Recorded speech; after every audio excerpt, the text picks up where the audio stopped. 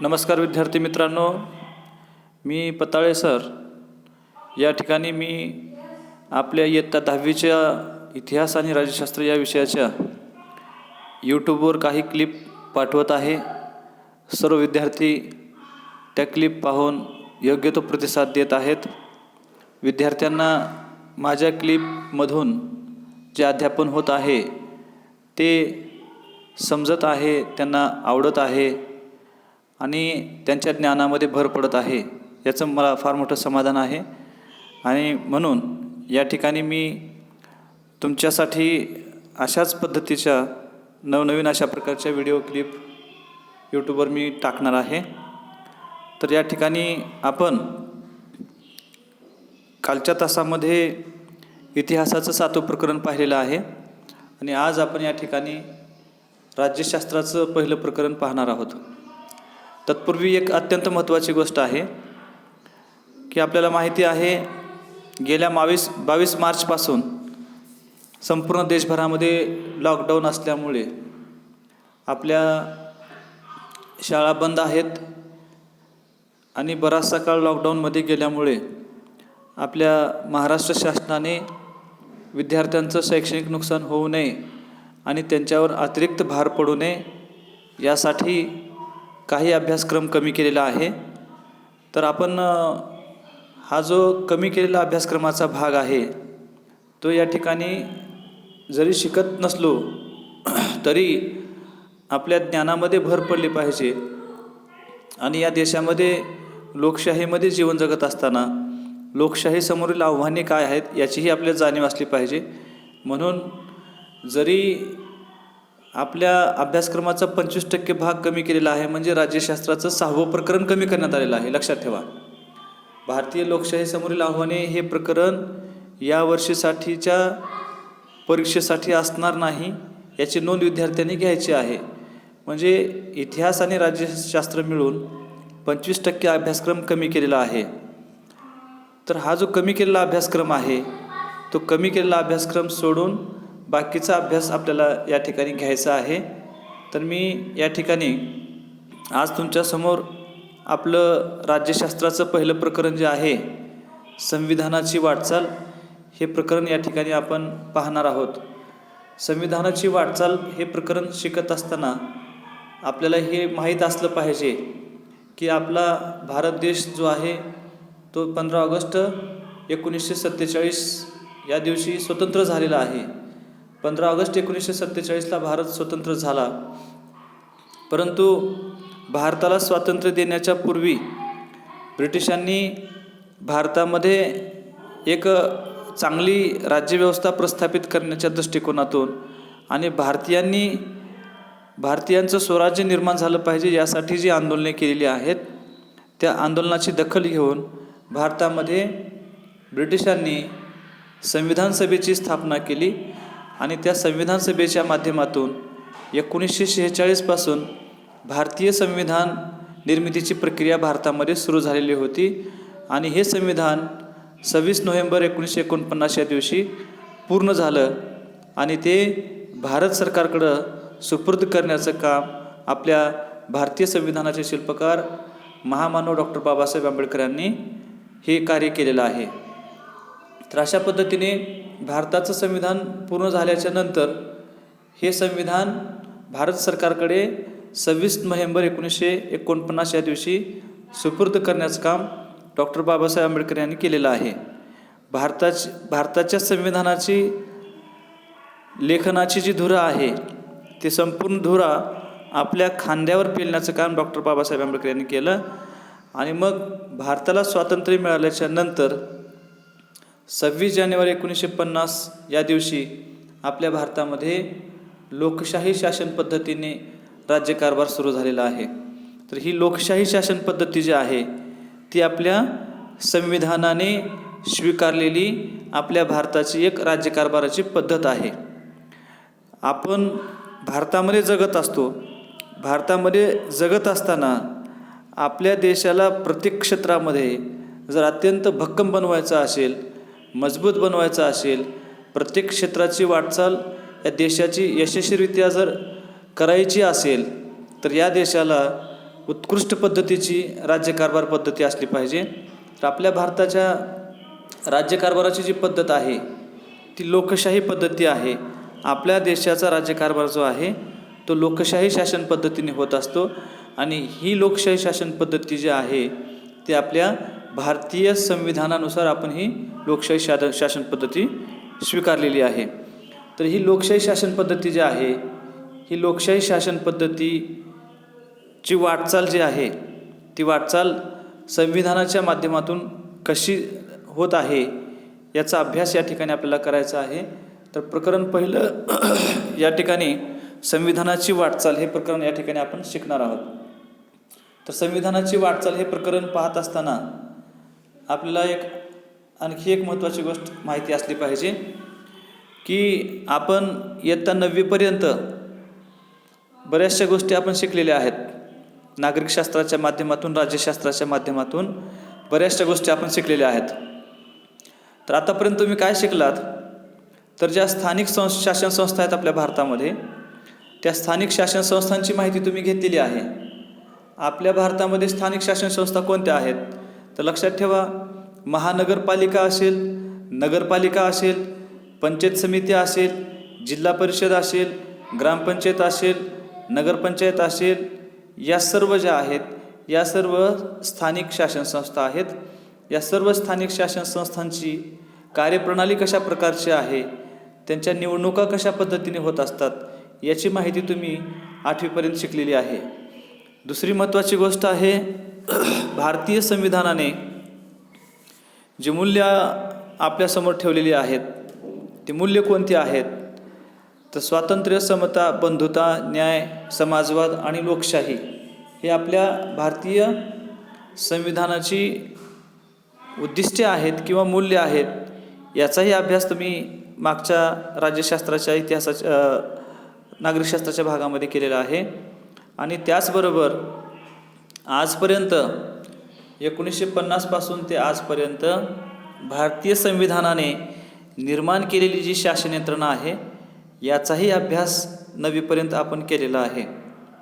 तर आंतरराष्ट्रीय संबंधातील भारताचे स्थान काय आहे याचा अभ्यास तुम्ही 8वीच्या नागरिकशास्त्रामध्ये केलेला आहे.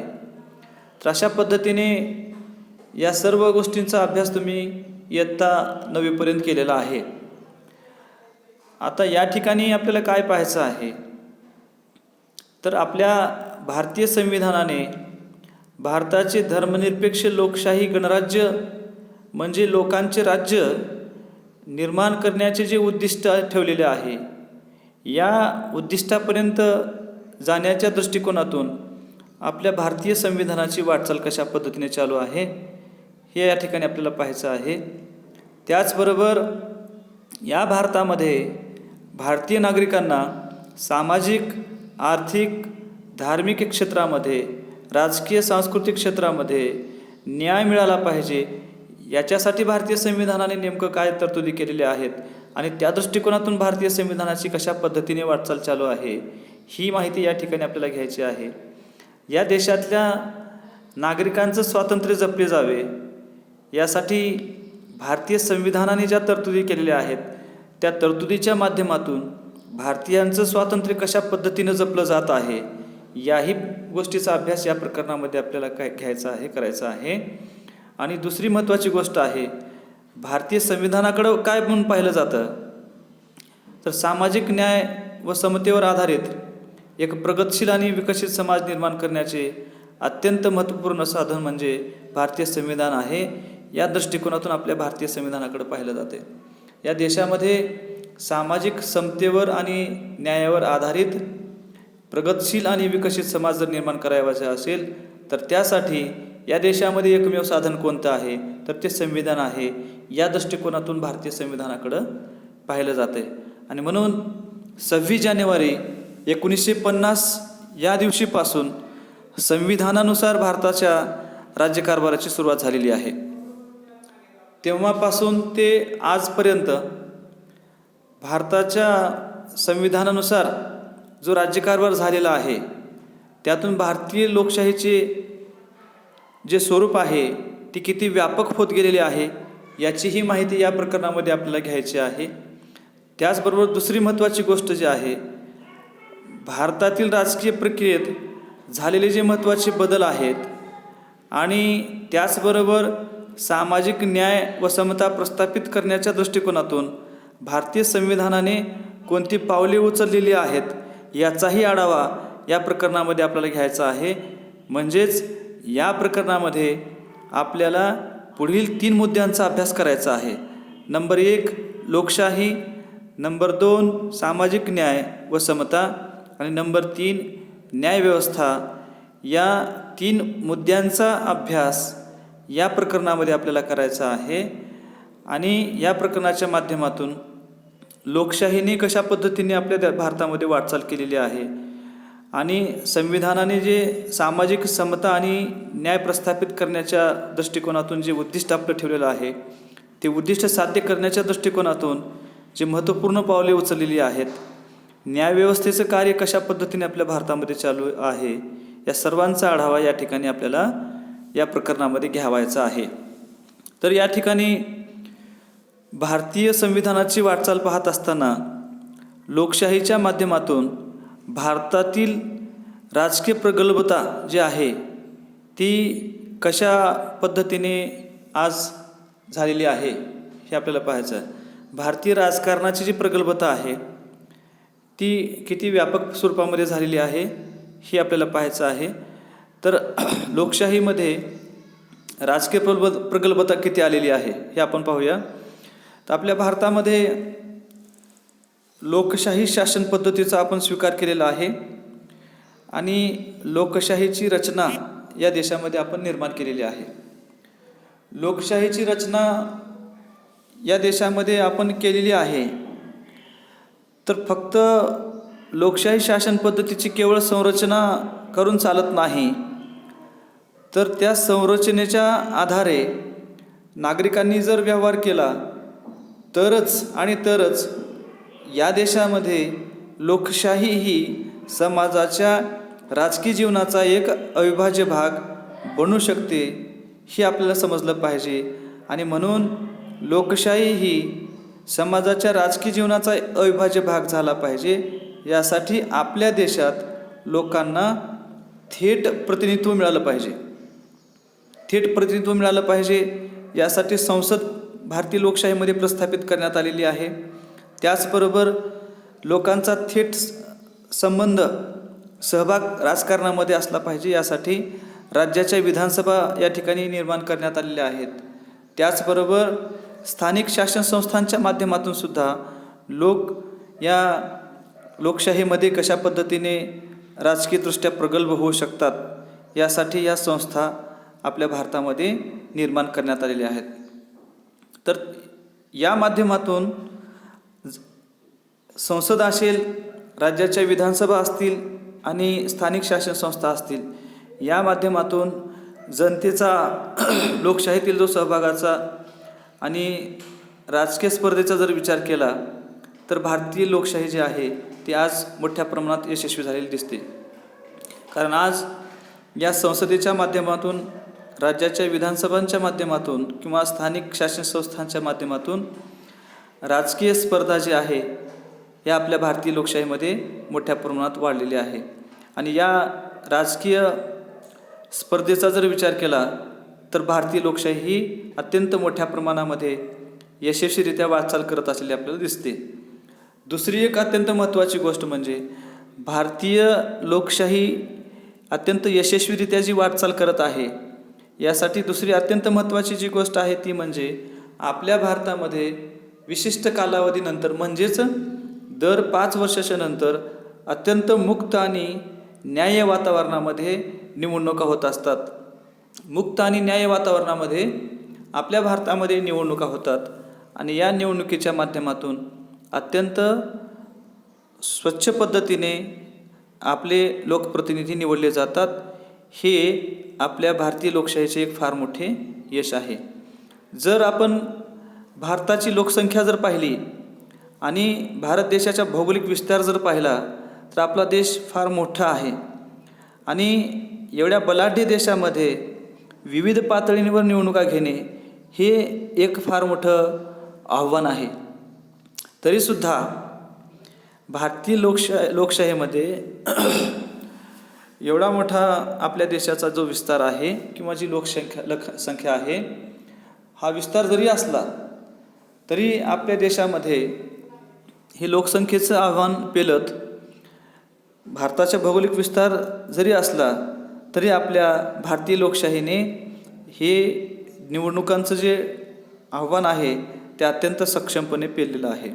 अत्यंत यशस्वीरित्या दर 5 वर्षाला आपल्या भारतामध्ये निवडणुका होत असतात आणि लोकशाहीचा अत्यंत चांगला उत्सव या ठिकाणी आपल्या भारतामध्ये पार पडत असतो.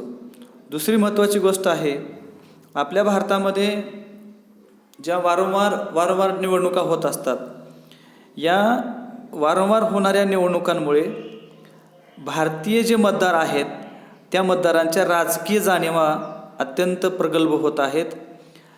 भारतामध्ये होणाऱ्या निवडणुकीमुळे मतदान करणारे जे मतदार लोक आहेत त्यांच्यामध्ये भारताचं जे राजकारण आहे त्या राजकारणाबद्दलच्या ज्या राजकीय जाणीवा असाव्या लागतात त्या राजकीय जाणीवा अत्यंत प्रगल्भ होण्यासाठी या निवडणुका सहाय्यभूत ठरत आहेत. दुसरी महत्त्वाची गोष्ट आहे, आपल्या भारतामध्ये जेव्हा निवडणुका होत असतात त्या निवडणुकीच्या काळामध्ये भारतातील जे नागरिक आहेत किंवा जे मतदार आहेत, हे मतदार आपले सार्वजनिक धोरण जे आहे, आपले जे सार्वजनिक प्रश्न आहेत हे आपल्यासमोर कोणते आहेत आणि हे प्रश्न सोडवण्यासाठी कोणता राजकीय पक्ष योग्य भूमिका बजावू शकतो, कोणता राजकीय पक्ष न्याय देऊ शकतो, यानुसार आता निवडणुकीमध्ये मतदार आपली भूमिका घेत आहेत. म्हणजे कोणाच्याही मागे न जाता, कोणाच्याही पाठीशी उभं न राहता जे आपल्याला सार्वजनिक आपल्यासमोरची धोरणं आहेत, आपले प्रश्न आहेत, यांना खऱ्या अर्थाने जे न्याय देऊ शकतात अशाच लोकांच्या पाठीमागे आता मतदार आपली भूमिका घेऊन उभं राहत असलेले दिसत आहे. ही दुसरी महत्त्वाची गोष्ट आहे. आणि जर एखादा पक्ष हे प्रश्न सोडवत नसेल तर हे प्रश्न सोडवणारं जे पर्यायी सरकार आहे ते कसं सत्यता आणता येईल याचा विचार करून आज मतदार आपल्या मताचा अधिकार बजावण्यासाठी प्रवृत्त होत आहेत. या प्रवृत्तीमध्ये मोठ्या स्वरूपामध्ये वाढ होत असलेली आपल्याला पाहायला मिळते. लोकांच्या ज्या इच्छा आहेत, आकांक्षा आहेत, त्या आकांक्षांना राजकीय क्षेत्रामध्ये, संसदेमध्ये, त्याचबरोबर विधानसभेमध्ये या आकांक्षांना कसं प्रतिनिधित्व मिळेल या हेतूने आज अनेक पक्ष जे आहेत ते सत्तेच्या स्पर्धेमध्ये येत आहेत. दुसरी महत्त्वाची गोष्ट जी आहे, आपल्या भारतामध्ये आपल्याला काय पाहायचं आहे तर या ठिकाणी मताधिकार, लोकशाहीमध्ये मताचा जो अधिकार आहे तो किती प्रगल्भ होत झालेला आहे याविषयीची माहिती या ठिकाणी आपण पाहूया. तर आपल्या भारतीय संविधानाने भारतातल्या प्रत्येक प्रौढ नागरिकास मताचा अधिकार दिलेला आहे, मताच्या अधिकाराची तरतूद केलेली आहे. मताचा जो अधिकार आहे याची व्याप्ती भारतीय संविधानाने व्यापक ठेवलेली आहे. मुळातच ही तरतूद व्यापक होती, परंतु त्याच्यानंतर आणखी व्यापक करण्याचं काम राजीव गांधी यांच्या काळामध्ये 85मध्ये झालेलं आहे, 1985मध्ये. आता मताच्या अधिकाराचा जर विचार केला तर जेव्हा भारताला स्वातंत्र्य मिळालेले नव्हते, स्वातंत्र्य मिळण्याच्या पूर्वी कोणत्या भारतीयांना नागरिकत्व मिळालं पाहिजे किंवा मताचा अधिकार मिळाला पाहिजे याविषयीचा जेव्हा विचारविनिमय होत होता त्यावेळेस भारतातल्या संपत्तीधारकांनाच मताचा अधिकार मिळाला पाहिजे हा एक विचार त्यावेळेस पुढे आलेला होता. आणि जे सुशिक्षित आहेत, शिकलेले आहेत, त्यांनाच मताचा अधिकार मिळाला पाहिजे अशा प्रकारचाही विचार पुढे आलेला होता. हा जो विचार आहे हा विचार नष्ट करून स्वातंत्र्यापूर्वीचा जो विचार आहे हा विचार भारतीय लोकशाहीला अनुकूल नव्हता, तो प्रतिकूल होता, तो घातक होता. म्हणून जो संकुचित विचार जो होता, विशिष्ट लोकांनाच मताचा अधिकार मिळाला पाहिजे, मालमत्ताधारकांनाच मताचा अधिकार मिळाला पाहिजे, हा जो संकुचित विचार होता तो नष्ट करण्यात आलेला आहे. आणि भारतीय संविधानामध्ये एखादी व्यक्ती किंवा स्त्री पुरुष जे कोणी आहेत त्यांनी वयाचे 21 वर्ष पूर्ण केल्याच्या नंतर त्यांना मताचा अधिकार देण्याचे निश्चित तरतूद या ठिकाणी करण्यात आलेली आहे. दुसरी महत्त्वाची गोष्ट आहे, हा जो मताचा अधिकार आहे हा भारतीय संविधानाने प्रत्येक स्त्री पुरुषाला दिलेला तर आहेच आहे, परंतु हा जो अधिकार आहे हा अधिकार आणखी व्यापक करण्यासाठी मतदाराचं जे वय आहे ते वय 21 वरून 18वर आणण्यात आलेलं आहे. 18वर आणल्यामुळं भारतातील जे नव्या युवा वर्ग आहे या नव्या युवा वर्गाला राजकीय मोठ्या स्वरूपात अवकाश मिळालेला आहे. त्यांना राजकारणामध्ये येण्याची फार मोठी संधी मिळालेली आहे. लोकशाहीच्या जागरामध्ये सहभागी होण्याची संधी त्यांना मिळालेली आहे. तर ह्या वयाच्या 18व्या वर्षी मताचा अधिकार युवकांना देण्यात आल्यामुळे फक्त मतदारांच्या संख्येमध्ये वाढ झाली असं अजिबात नाही, तर आपल्या भारतातल्या लोकशाहीच्या यशामध्ये गुणात्मकसुद्धा वाढ मोठ्या प्रमाणामध्ये झालेली आहे. याचं कारण म्हणजे आज बरेचसे राजकीय पक्ष जे आहेत युवा मतदारांच्या पाठिंब्यामुळे सत्तेमध्ये उतरलेले आपल्याला पाहायला मिळतात आणि सत्तेची स्पर्धा मोठ्या प्रमाणामध्ये करत असलेले सुद्धा आपल्याला पाहायला मिळतात. भारतातील राजकीय स्पर्धेचे जे स्वरूप आहे, या 18 वर्ष मताचा अधिकार दिल्यामुळे भारतातील राजकीय स्पर्धेचे जे स्वरूप जे आहे ते पूर्णपणे बदललेले आपल्याला पाहायला मिळत आहे. आणि आज सर्वात महत्त्वाची गोष्ट म्हणजे या ठिकाणी लोकांच्या ज्या इच्छा आकांक्षा आहेत त्या इच्छा आकांक्षांना कुठंतरी प्रतिनिधित्व मिळालं पाहिजे, यासाठी अनेक पक्ष आज राजकीय सत्तेच्या स्पर्धेमध्ये उतरत असताना आपल्याला दिसत आहेत.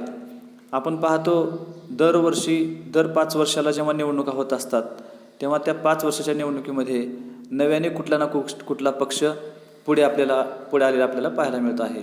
तर अशा पद्धतीने आपल्या भारतीय संविधानाची जी वाटचाल आहे ती लोकशाहीच्या स्वरूपामध्ये अत्यंत यशस्वीरित्या पुढे जात असलेली आपल्याला पाहायला मिळते.